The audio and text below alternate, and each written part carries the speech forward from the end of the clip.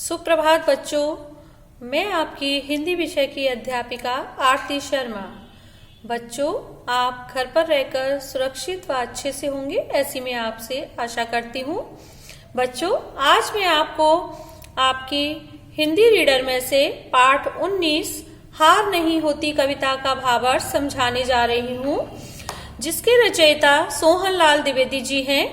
लेकिन कई लोगों को भ्रम है कि यह रचना बच्चन जी की है, लेकिन बच्चन जी ने ही इसका खंडन करते हुए बताया है कि यह रचना सोहन लाल द्विवेदी जी की है।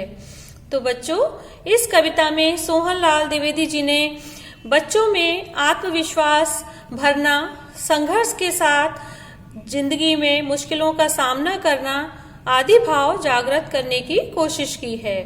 तो बच्चों, चलिए हम शुरू करते हैं आपकी कविता हार नहीं होती। लहरों से डरकर नौका पार नहीं होती, कोशिश करने वालों की हार नहीं होती। नन्ही चींटी जब दाना लेकर चलती है, चढ़ती दीवारों पर 100 बार फिसलती है। मन का साहस रगों में साहस भरता है, चढ़कर गिरना गिरकर चढ़ना ना अखरता है। आखिर उसकी मेहनत बेकार नहीं होती, कोशिश करने वालों की हार नहीं होती। तो बच्चों, जैसा कि हमने अपनी निजी जिंदगी में भी देखा है कि जब हम किसी भी कार्य के लिए परिश्रम करते हैं और कोशिश करते हैं तो हमें सफलता अवश्य प्राप्त होती है। तो यहाँ भी कवि ने हमें यही बताने की कोशिश की है कि जो व्यक्ति लहरों के थपेड़ों से यदि कोई नाविक या नाव चलाने वाला डर जाता है तो वह अपनी नौका को इस पार से उस पार नहीं ले जा सकता। इसलिए उसमें यह आत्मविश्वास होना चाहिए कि मैं ये नाव से पार कर लूंगा नदी को, तभी वह नदी पार कर पाएगा। तो इसलिए उसकी कभी हार नहीं होगी। कवि ने इसमें बताया है कि जिस प्रकार नन्ही चींटी का यहाँ उदाहरण देते हुए कवि आपको समझाने का प्रयत्न कर रहे हैं कि आप लोगों ने अपने घरों में देखा भी होगा कि एक छोटी सी चींटी जो कि शक्कर का दाना लेकर और इतनी ऊंची दीवार पर चढ़ जाती है। चींटी बहुत छोटा सा जीव है, उसकी बहुत छोटी सी संरचना है और वो अपने ही साइज का दाना या कुछ और वस्तु लेकर भी दीवार पर चढ़ने की कोशिश करती है और कोशिश करने पर कई बार वो उसमें हार भी जाती है और कई बार फिसलकर नीचे गिर जाती है। तो कई बार नीचे गिरने के बाद भी उसका साहस कभी कम नहीं होता और एक नहीं दो नहीं बल्कि 100 बार फिसलती है, परंतु अंत में वह दीवार पर चढ़ने में सफल हो ही जाती है। इस आधार पर बच्चों हम यह कह सकते हैं कि कोशिश करने वालों की कभी भी हार नहीं होती।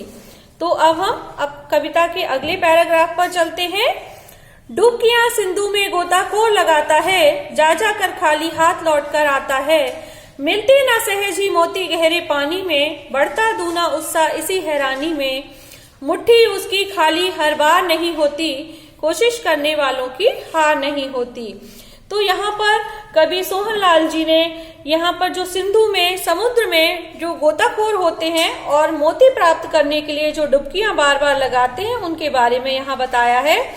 इसमें कवि ने बताया कि गोताखोर समुद्र में गहरी डुबकियां लगाते हैं, लेकिन वह यह भली भांति जानते हैं कि समुद्र की गहराई में ही जाकर हमें मोती आसानी से मिल पाएंगे, लेकिन फिर भी वह इतनी गहराई में जाने का हर बार प्रयास करते हैं और कई बार ऐसा होता है कि उनकी मुट्ठी खाली होती है और खाली मुट्ठी से वो वापस आते हैं, लेकिन उनका उत्साह कम नहीं होता। बार बार डुबकी लगाने का और गहराई में जाने का उनका आत्मविश्वास कमजोर नहीं पड़ता बच्चों, और वो फिर से कोशिश करते हैं और कई बार खाली हाथ लौटने के बाद एक बार तो मुट्ठी जरूर ही उस मोती से भरती है। तो जैसा कि कवि ने बताया है कि उसकी मुट्ठी हर बार खाली नहीं होती और कोशिश करने वालों की कभी हार नहीं होती। तो बच्चों, ये हमने और आपने सभी लोगों ने अपनी जिंदगी में ये फलसफा आजमाया भी होगा कि अगर हम प्रयत्न करते हैं तो कभी भी हमें असफलता नहीं मिलती है। अब हम अगले पैराग्राफ की ओर जाते हैं। असफलता एक चुनौती है, स्वीकार करो, क्या कमी रह गई देखो और सुधार करो। जब तक ना सफल हो नींद चैन की त्यागो तुम, संघर्षों का मैदान छोड़ मत भागो तुम। कुछ किए बिना ही जय जयकार नहीं होती, कोशिश करने वालों की हार नहीं होती। तो बच्चों, यहाँ पर कवि ने बताया है कि कभी भी अगर आपको असफलता मिलती है या किसी चीज में आप हार जाते हैं, मान लीजिए कोई आपकी खेल की प्रतियोगिता है या आपने कोई परीक्षा दी है, उसमें अगर अब आप असफल होते हैं तो उस असफलता को अंत मानकर हमें बैठना नहीं चाहिए। उसको हमें प्रयास करना चाहिए कि जो हम असफल हुए हैं उसमें हमारे में कहाँ कमी रह गई, क्या चीज हम नहीं कर पाए जिस वजह से हम असफल हुए। तो वह असफलता को हम ध्यान देकर उसको हम एक चुनौती मानेंगे कि ये असफलता हमने कोशिश की थी, हम क्यों असफल हो गए। तो उस कमी को हम एक चुनौती लेकर, एक चुनौती मानकर अगर हम आगे बढ़ते हैं और दुगने उत्साह के साथ उस कार्य को कोशिश करते हैं तो हमें सफलता अवश्य प्राप्त होती है।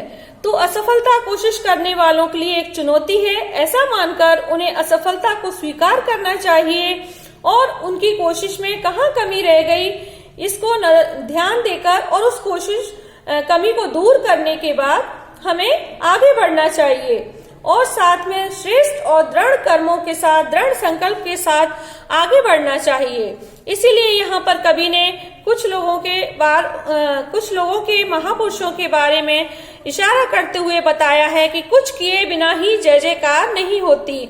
यानी कि जब तक हम संघर्षों के रास्ते पर नहीं चलते, मेहनत नहीं करते, परिश्रम नहीं करते, तब तक हमें सफलता नहीं मिलती। उदाहरण के लिए हमारे महात्मा गांधी जी को ले लीजिए आप, या हमारे और भी कई महापुरुष हैं। इन लोगों ने अपनी रोज की जीवन शैली को छोड़कर और आंदोलनों का रास्ता अपनाया, देश को स्वतंत्र कराने के लिए काफी सारी अपनी जो घर की सुविधाएं थी उनको छोड़कर और जनता के साथ उनका साथ दिया, तभी आज हम स्वतंत्र हैं और हमें स्वतंत्रता मिली और उन्हें हम आज अपने बीच में पाते हैं, चाहे वो किताबों में हो, कहीं पर मूर्तियों के रूप में हो।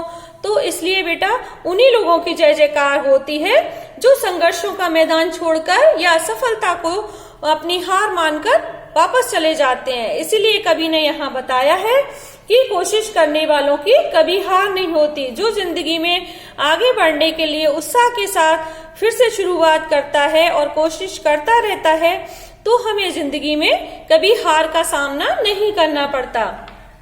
तो बच्चों, आशा है आप लोगों को इस कविता का भावार्थ समझ में आया होगा। मैं आशा करती हूँ कि आप लोग YouTube पर अपने स्कूल चैनल पर जाकर ये वीडियो देखेंगे और आपके पास जो नोट्स पहुंचाए गए हैं उन नोट्सों में भी इसका अर्थ देखकर पढ़ने और समझने का प्रयास करेंगे। ये आपके लिए परीक्षा उपयोगी है। आप घर पर रहकर स्वस्थ रहिए, सुरक्षित रहिए और अब आपकी 1 तारीख से क्लास भी शुरू हो गई है ऑनलाइन, तो आपके जो और डाउट है वो आप वहां क्लियर कर सकते हैं। धन्यवाद बच्चों।